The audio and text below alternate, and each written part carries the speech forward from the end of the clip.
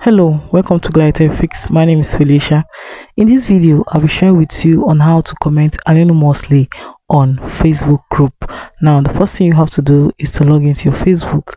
So right here on the search bar, you have to type in the particular group you want to comment anonymously on. Let's say I want to comment on Say No to Loan App group. So right here, you have to look for the post you want to comment on.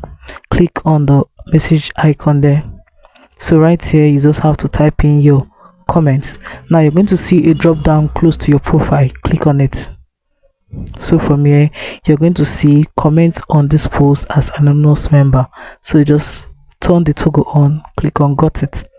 So right now, if I send my message, it's going to come out like this as anonymous comments. So guys, that is it on how to comment anonymously on Facebook group.